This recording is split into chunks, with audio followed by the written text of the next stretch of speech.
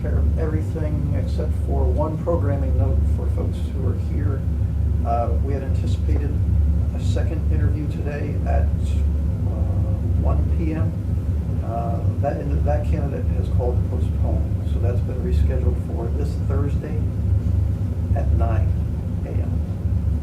We're grateful you showed up. Because I was raring to go. Yeah. As you mentioned, you were. I'm going to start to ask some questions. Other people are going to jump in as they feel they want to or need to. Before you leave the room, you're going to be able to tell us anything that you didn't get a chance to. For instance, I know you had your list of 10, your platform statement with 10 things on it.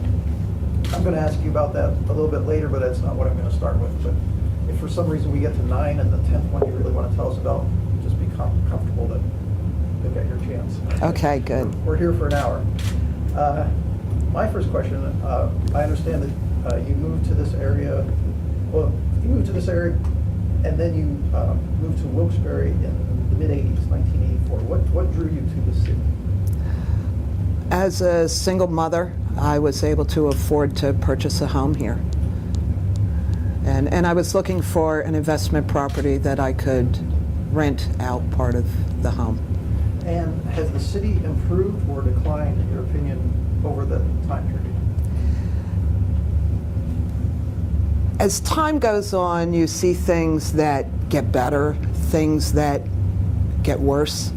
And I think that's a progression in any city. You're going to see where people focus on different things. But things like as simple as clean streets, not garbage laying all over the place. It didn't used to be like that. You would see people out there sweeping the streets, picking up garbage. You'd have the police going down the streets with their sirens on to let people know that they had to move their cars, and people would get tickets if they didn't. That's a very simple thing, but it makes a huge difference in our neighborhoods. The atmosphere in the city now, where it's almost like people are afraid to speak up because, gee, you might end up in court like Denise Carey if you go out and gather signatures to try and get something changed. I mean, that's not American. You know, American is where people get together and do things to make where they live a better place.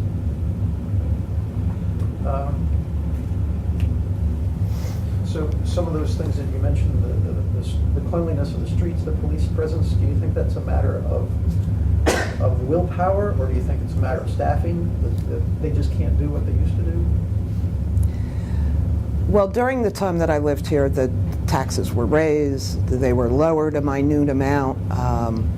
There's been times I've been cleaning storm drains as the water's rising on the street, and I'm digging the trash out of it, and people come out on their porch and say, well, why don't you call the city? Well, the city doesn't show up. So, and they're like, well, we pay taxes for this. And there is, when people are overtaxed, they feel that, well, I paid for this. So that's one of my things, is we need to lower the tax, because then people will realize that things aren't for free. And sometimes you have to dig in and put a little muscle behind it to let people keep their own earnings, especially the wage tax.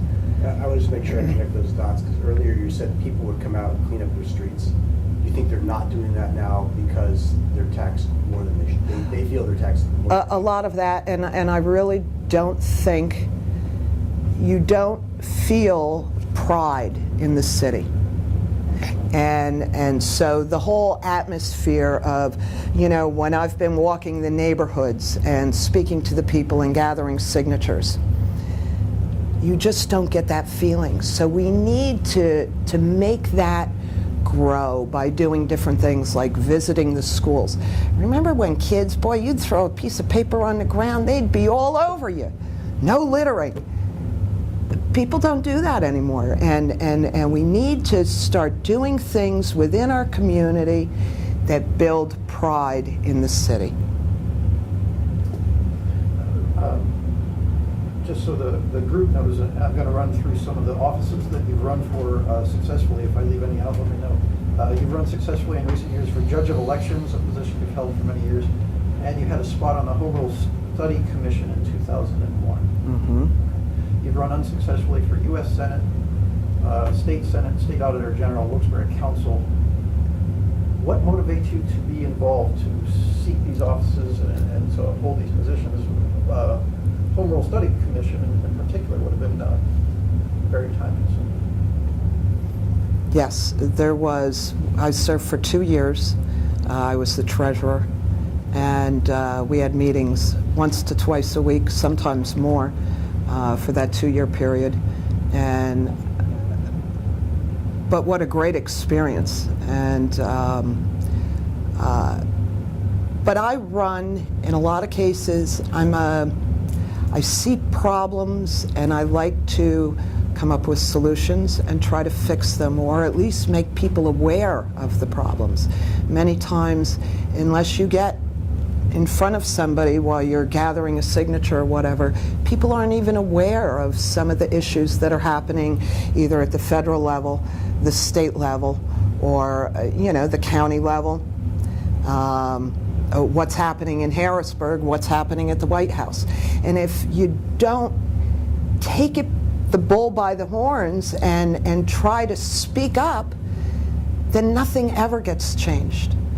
So, and I truly feel it's very important. So I'm in the mayoral race to win it, but I'm hoping that even if I don't, the people of this city will still win in the long run. Just because I've talked about things that nobody else is talking about, that I've maybe come up with solutions that nobody else has tried or thought about or even discussed. And that brings us to the issue that you could have been a candidate for the Luzerne County Council, the inaugural Luzerne County Council, but you decided not to do that and to focus on this race instead. What was the motivating factor there? With the, overall my experience with the 2001 Home Rule Study Commission would give me a leg up on that type of a race. And there are issues with Home Rule. I was a supporter of it, but there's issues with it that I would like to see changed. But the changes I would like to see made probably can't be made until the 5 years are up. So maybe. Break that down. Note to self, call Betsy in 2015, would that be? Well, in announcing that you'd made your decision that you were going to concentrate on the mayoral race, you said that previously you've taken issues before council and that you said you've been ridiculed and laughed at. Can you provide examples of situations or specific proposals that you made that you felt weren't? The one that comes to mind is the hovercraft. I went in, they were discussing it, they were going to vote on spending the $25,000 on the hovercraft. Did they go out and ask the people of Wilkes-Barre if they wanted a hovercraft? No. I particularly didn't want the hovercraft, but I told them that I would go out and raise the money for the people who wanted a hovercraft. They could donate to purchase a hovercraft. And I told council, I said, if you would really have to vote on something today, vote for the $10,000 training for the officers or the firemen who will be, they've said, needed this $10,000 of training. And Mr. Leighton looked at me and he said, we don't do things that way in this city. And they voted on it, and they spent the $25,000 on it. It got used, once? And then it's been sold at auction at a much lower price. It sat in a garage miles away from the river. And that's just one example of where I was willing to put my time in, whether I thought it was right or not, so that you don't take taxpayers' money and just dole it out where you think, they thought this was a great idea. Well, did they talk to the people of the city? No. And that's happened for years. And that's why I ran for city council years ago. And that's just, I think that's a good story, though. And Mr. Leighton's response at that time, he was a council member, or he was? He was council. Okay. What did you interpret that to mean, that we don't do things that way? What was he saying? Well, don't try to interfere in the way they had it set. These are the way things are going to go, and we're going to do this whether you like it or not, or whether you want to give your time and try to get people to donate. This is just the way things are, and don't even bother trying to change it. You alluded earlier to the fact that you're out there a lot now. First you had to get some signatures, and now you're campaigning. What are city residents telling you? What concerns in particular are they expressing to you? Well, in a lot of cases, it's very simple things. It can be as simple as the clutter cleanup. I've had some of my advisors say, why do you have clutter cleanup on your top 10 in garbage? Well, this is what the people said to me. There's a lot of people who financially are having a hard time with city garbage bags. And just recently, a home on my street, there was over 300 bags of garbage they pulled out of that house when it was foreclosed on. And these people didn't have the money. So how do we solve this problem? Let's look at different ways. Do we need to go to tags like they have in Hanover? I don't know if that's the answer, but I think we have to start looking at the problem and how do we solve it. And I do want to move now to your 10 statements. I'm calling it your platform. I'm not sure if that's the correct term or not. Can we go through those? Sure. Cut the wage tax to 0.5% from 3%. In 1999, when running for council, you proposed 1%. Where are you getting the figure from? Tell us more, if you tell us more about this issue. Well, over the years, what I've seen in this city and what I've heard from the people is that I've known people within a 4-block radius who have left the city, who have moved, and just walked away from their home because it was more financially advantageous to them to just leave it. The city wage tax, we do not compete with the surrounding towns. So what we need to do, back then, if we had reduced it to 1%, it probably would have kept more wage earners in town. In the last 20 years, we've lost, 7,000, 8,000 people in our population of the city. So what is causing this? And if you're not competing, now we really need to come up with a way to draw working families back into this city. And one of the ways is to compete with the surrounding areas. Now, it's not going to be an easy thing, but our city hall and our government, our elected government, are going to have to be the first ones to step up and say, we're willing to eliminate pensions for elected officials. We're willing to cut pay. Council should get paid per meeting, like in other cities in the United States. They don't, what part-time person can get a pension, can get benefits? That's crazy. What's the financial outcome of cutting that wage tax to 0.5%? What's the loss of revenue for the city? That I cannot tell you. I'm not sure. And that's why we have to look at, do we do it all at once or do we do it in stages? And if you're not sure of how much is going to be lost, how would you propose accounting for it, providing the same level of services with less money? Well, in a lot of cases, probably some services will have to be cut. And that is where we have to get the people of the city to contribute time and effort. Everything needs to be paid for. And currently, our services are not up to par as it is. But the main thing is, the more working people you get back into the city, homes are affordable. They're very low-priced homes in the city. You can buy a single two-bedroom home for $35,000 if you look around a little bit.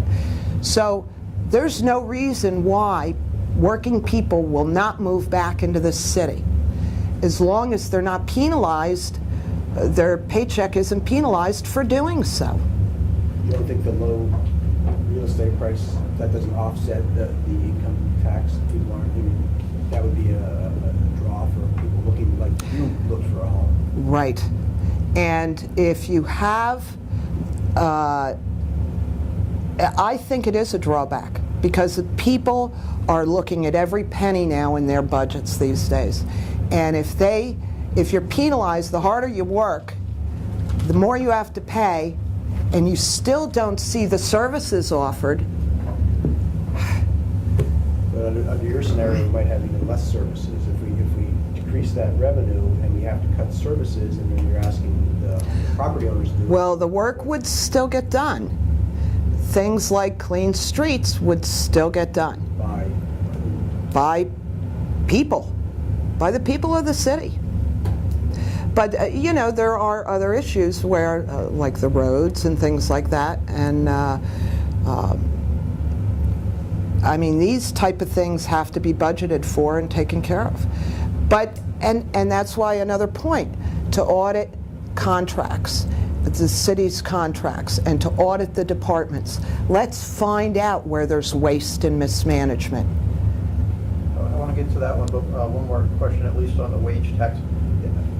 If that were changed, how do you get the message out that it's been changed, and do you think that it would cause an influx of people? I'm thinking Luzerne County's population hasn't grown by leaps and bounds, so it would have to be people making a decision to move from Swoyersville and Back Mountain.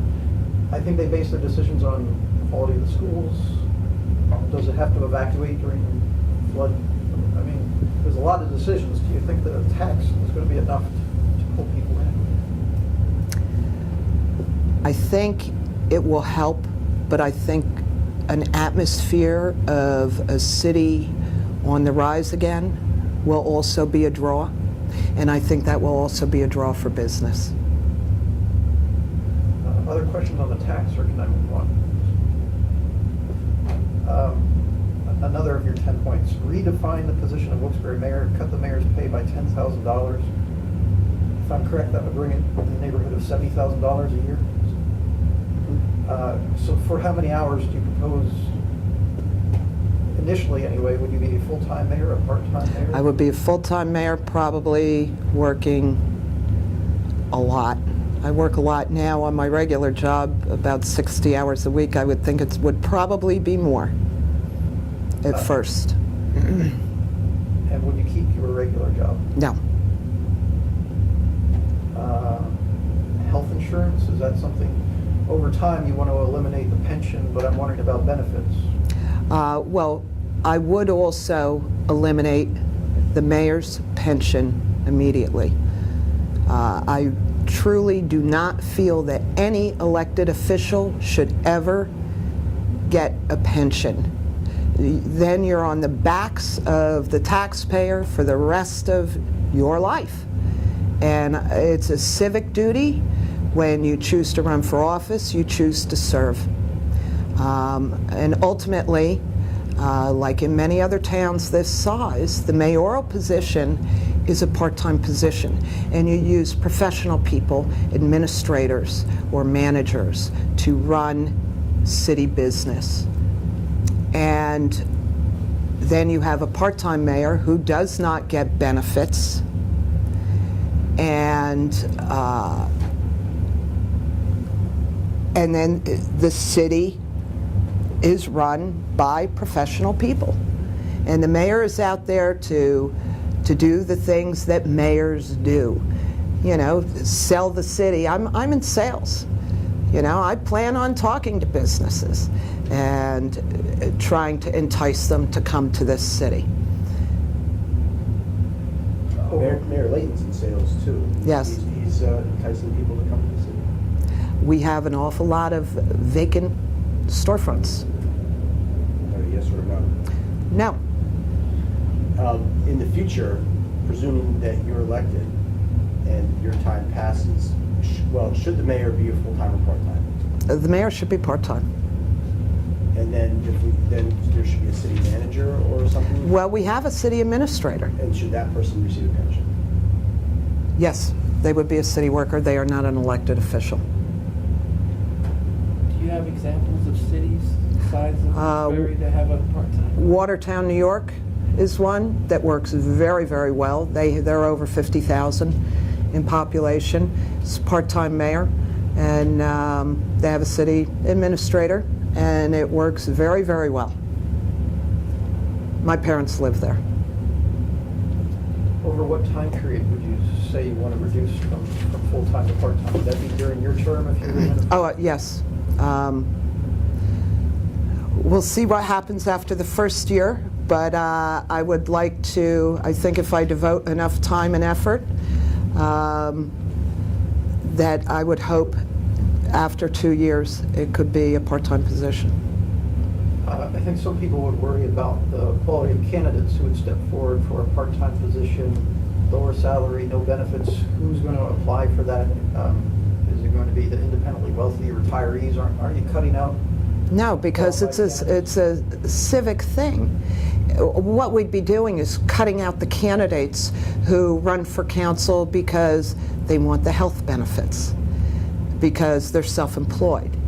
So let's eliminate those candidates and get the people who say, oh good, I can keep my job and still do my civic duty and run for mayor of Wilkes-Barre.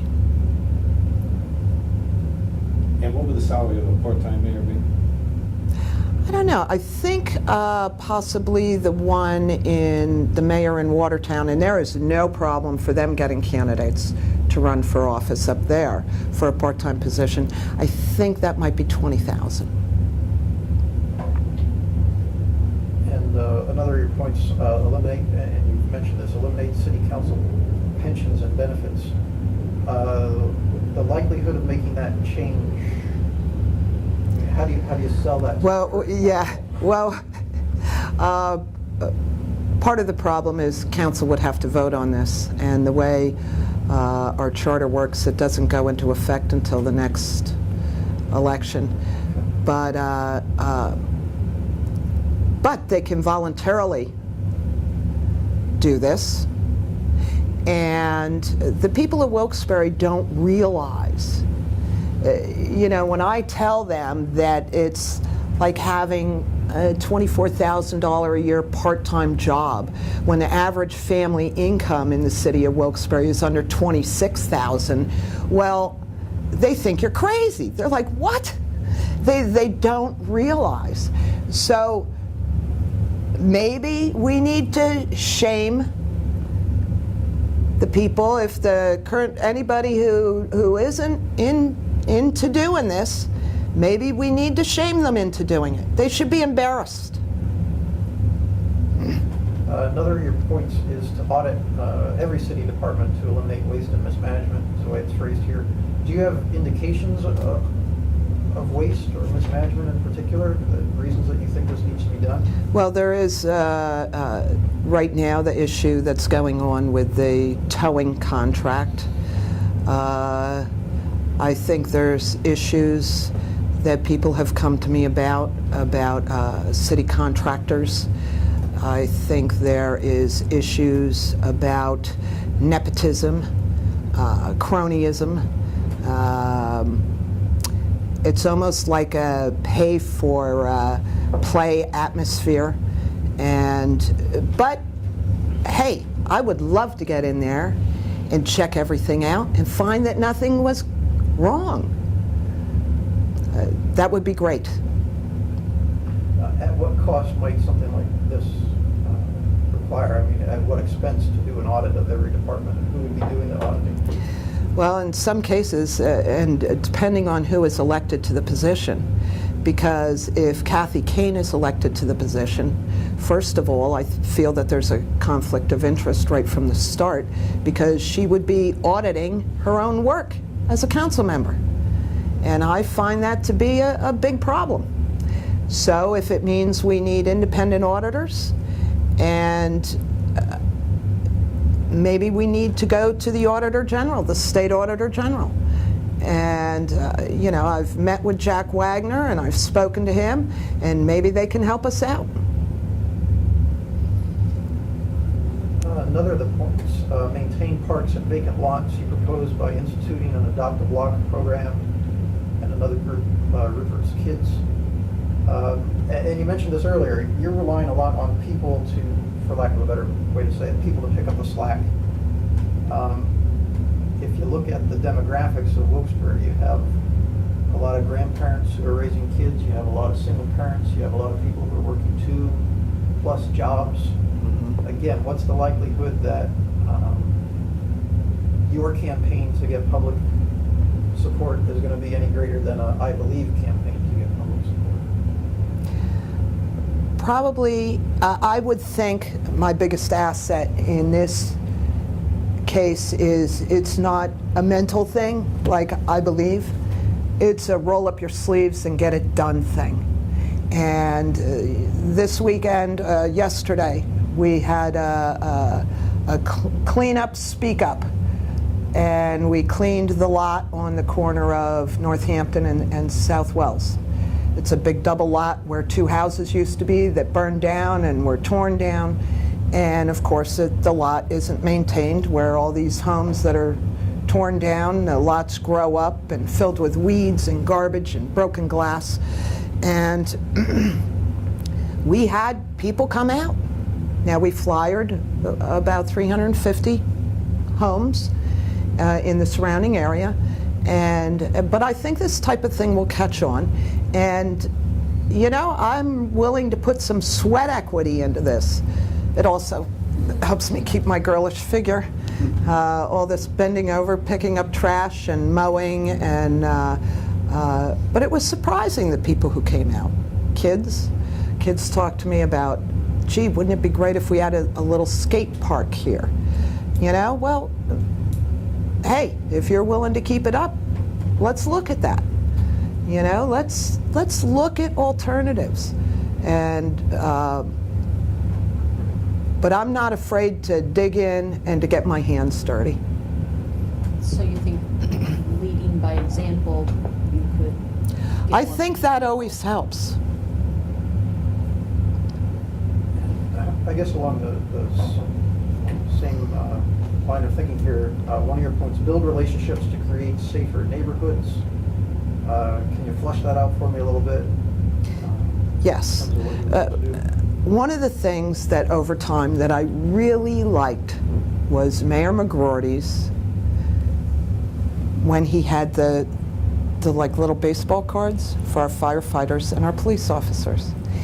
And it was something, when the police officer would go down the street, the kids would come out of the doorways, the police officer would stop, they'd all run over to his car to get his signature.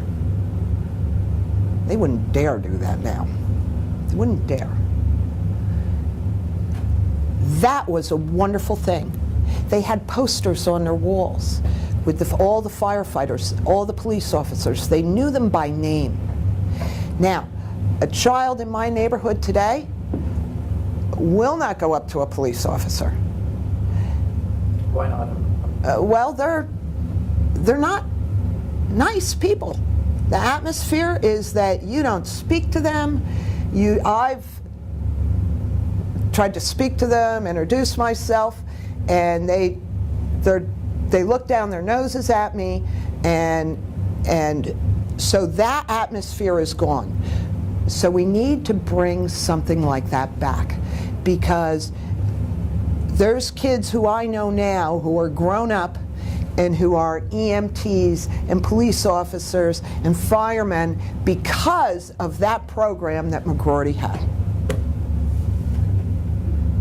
Another of your points, reformulate the community action team. Talk to us more about that one, if you would. Well, always first we had the knit team, and then now we have the community action team. Now Sally Healy did a wonderful job with the knit team. You always heard something going on about that. But what I would like to do is work with, we have in lieu of taxes for Wilkes University and King's College. So, and then we have high school students in the tech departments.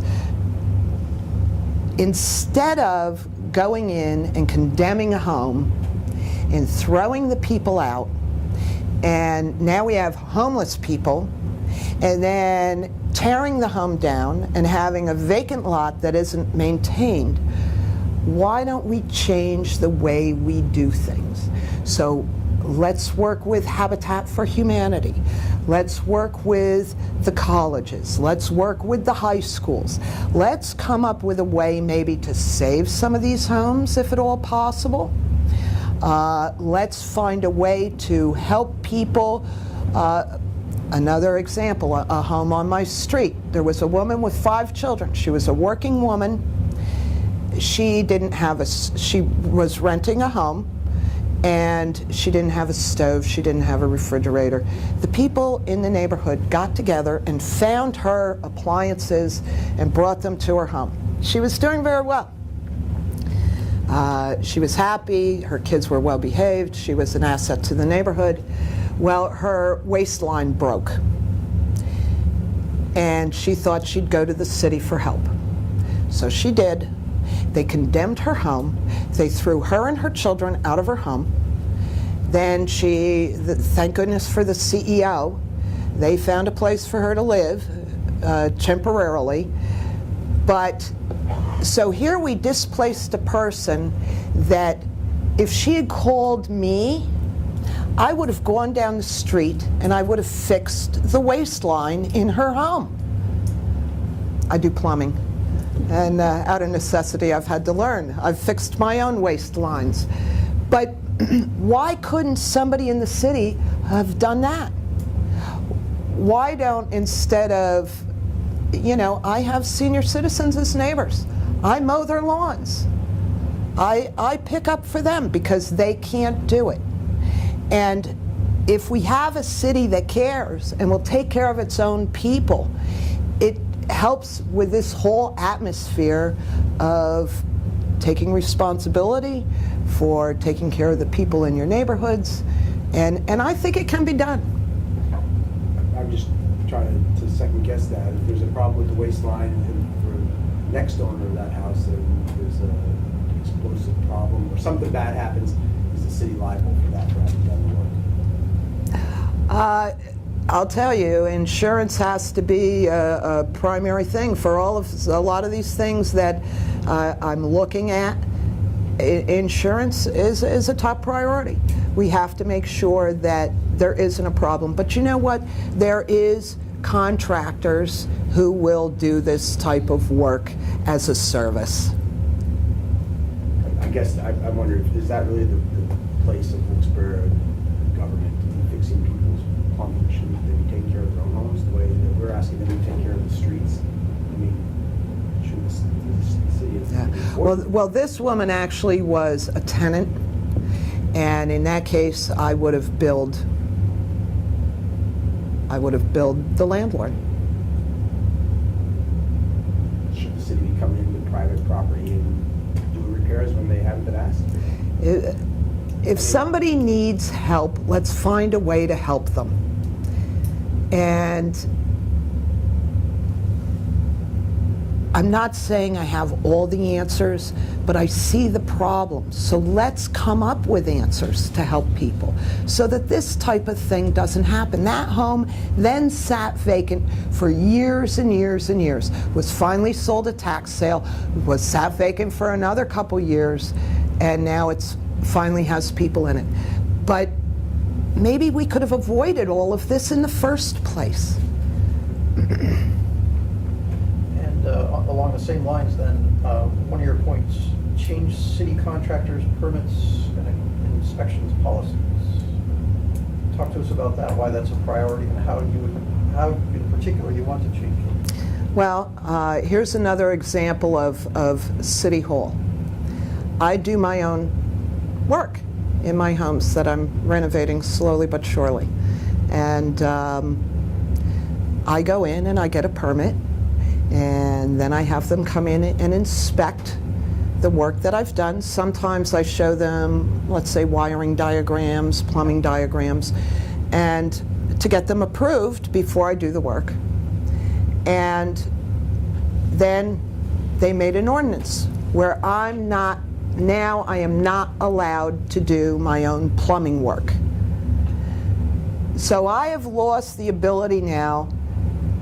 I'm tied into having to hire a plumber that's licensed in Wilkes-Barre, which automatically makes the rate go up because there's no competition. And but if I do it myself, I'm doing it underground, so I'm not getting a permit, I'm not having my diagrams looked over, I'm not getting it inspected. So what is the purpose of a permit? It's so that we have safe homes in Wilkes-Barre, that the work is done right and properly, and that overall the safety of the city is good. Well, by creating this underground of people doing it on their own and not utilizing the services that the city should be there for,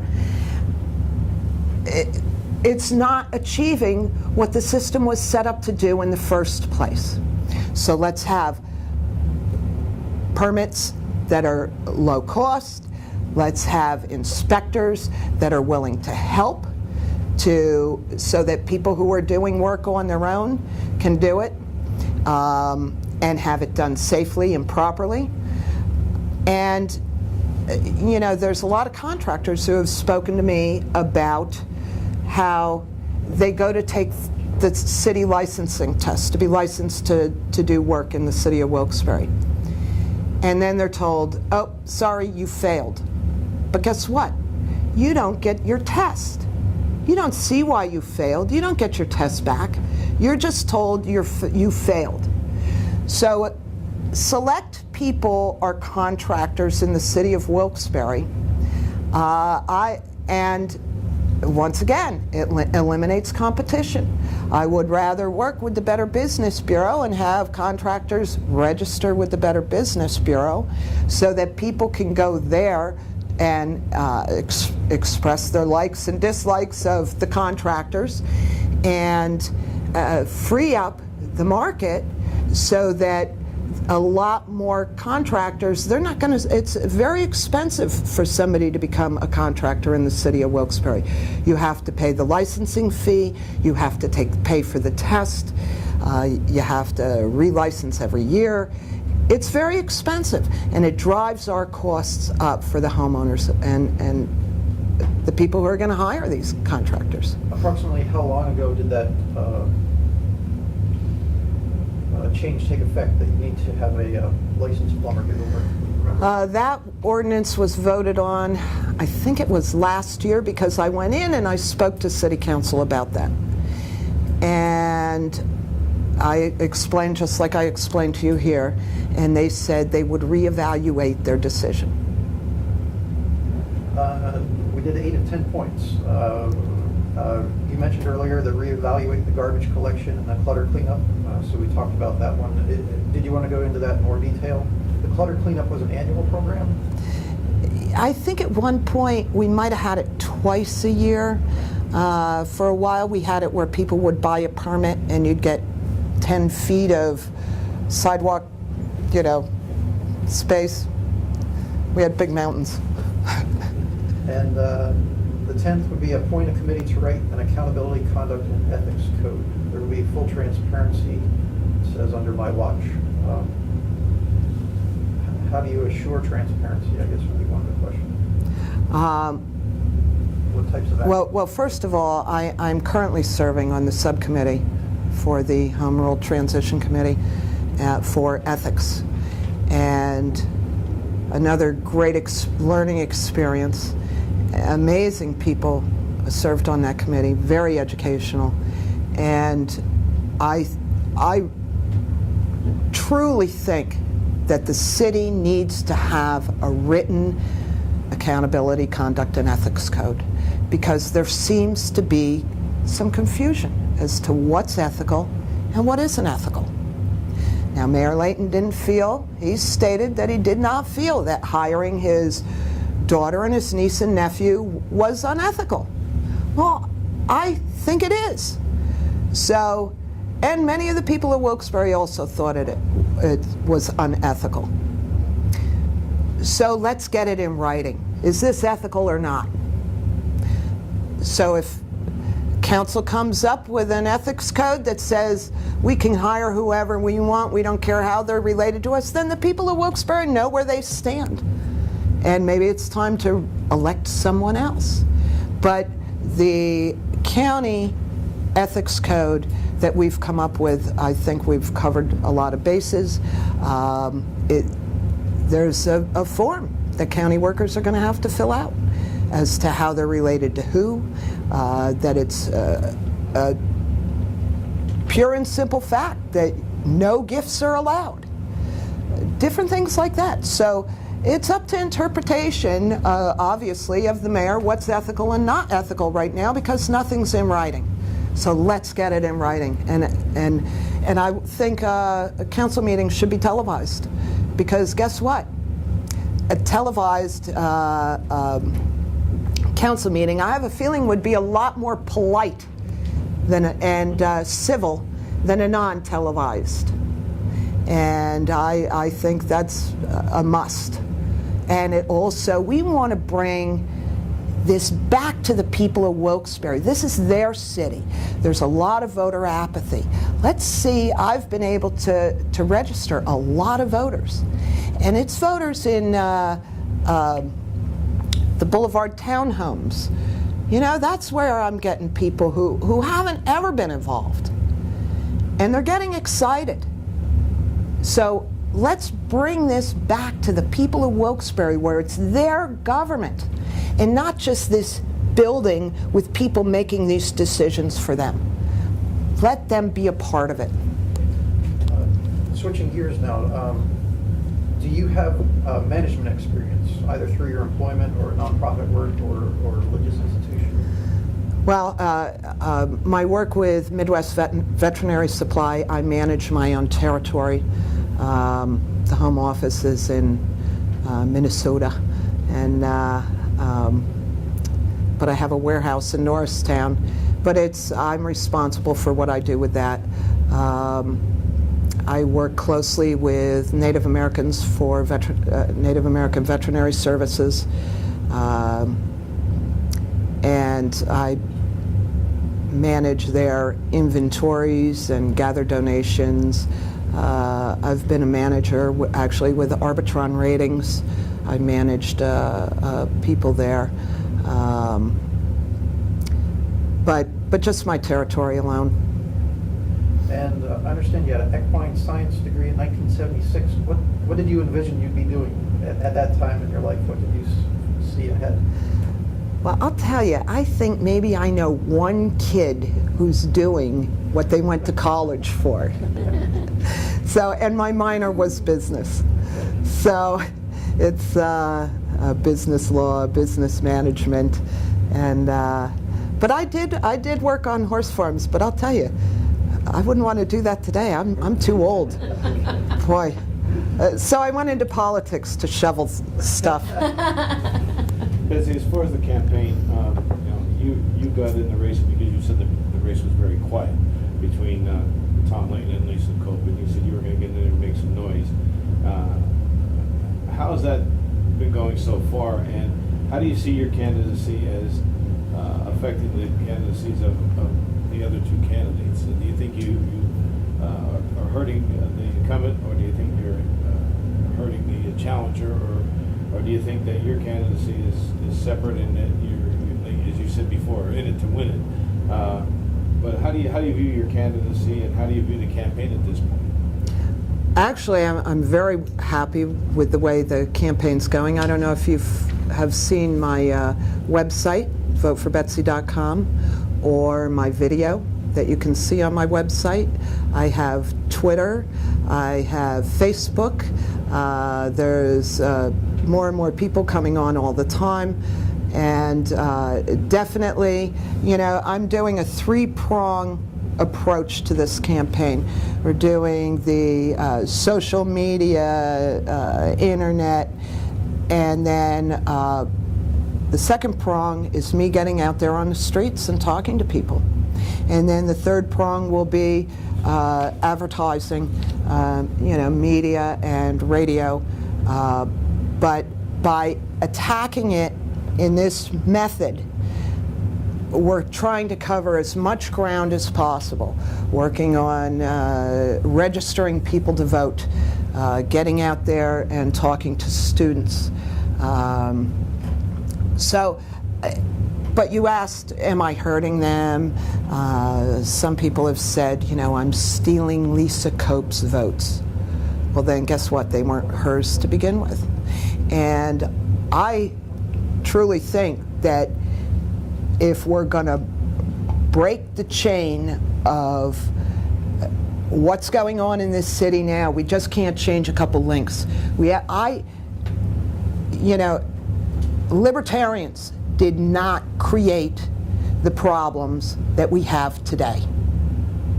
It's been Republicans and Democrats. So maybe it's time to make a change. Give me a chance.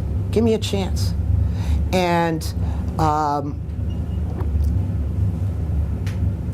I will be able to draw, most of the people who signed my petitions were Democrats. There's more Democrats in the city of Wilkes-Barre. There's a lot of disenfranchised and unhappy Democrats in this city. And they will never vote for Lisa Cope, ever. But they will vote for me. And there's a lot of disenfranchised Republicans. Look at the people who changed their party, like Mr. Urban, because he complains that the Republican Party abandoned him. So he's a Democrat now. And I'm a libertarian. And the Libertarian Party is known as the party of principle. We're for smaller government, accountability, responsibility, and bringing the government back to the people. Not top-down governing, but bottom-up governing. Any idea how much money you plan to spend in the campaign? As much money as I get donated. So I'm very frugal, and I mean, you've seen me before printing my own signs and things like that. So I have ways to get around things, but this time I actually have people really kicking in and helping. I have people doing my internet stuff, and through this group here, can take a look at that. How much have you raised to date? In dollar-wise, $865. That doesn't include then the in-kind contribution? It does not include my in-kind contributions. And I would say that's in the thousands. On the subject of campaigning, and the folks here in the room probably didn't get a chance to see it, not everyone got a chance to see it. There's a video of you strongly suggests, I think, to any viewer who would see it, that there is corruption within the city of Wilkes-Barre and Wilkes-Barre government. It shows photos of multiple people, dozens of people charged with public corruption in the area. It also shows a photo of Mayor Tom Leighton. It says, "Time to break the chain of corruption." Do you have evidence of corruption in the city of Wilkes-Barre, credible evidence? And if not, is that video fair? I do not have evidence, but hey, I think all's fair in love and war. And let's take a look at this. And I'll tell you, people are afraid to speak up about some of these things. And a lot of people, hey, it's been, city government has been this way for a long, long time. So somebody's just got to get in there, and it obviously isn't working if we keep losing people and our streets are worse, and it's not working. So let's try something new. So the obvious, not working is a lot different than corruption. I mean, we can go to most cities in Pennsylvania and find similar problems. Most cities outside of southeastern Pennsylvania. This needed to be said, I guess. You're the manager of rental properties, 3 rental properties? Yes. How many units are we talking about there?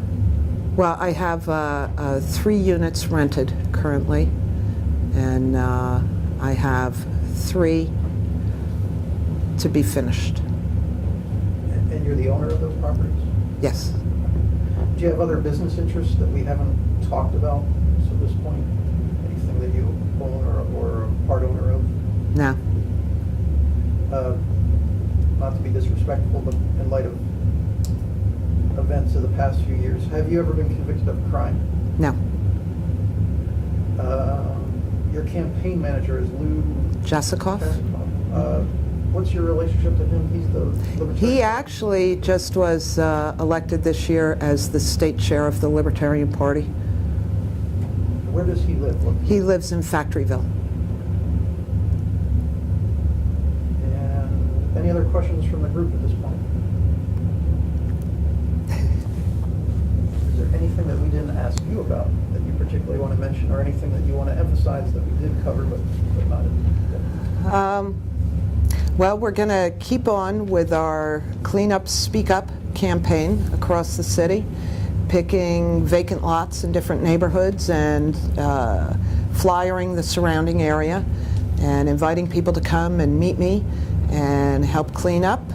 And so the city will be a better place after my campaign. And your web address again? It's votefourbetsy.com. That's the number 4.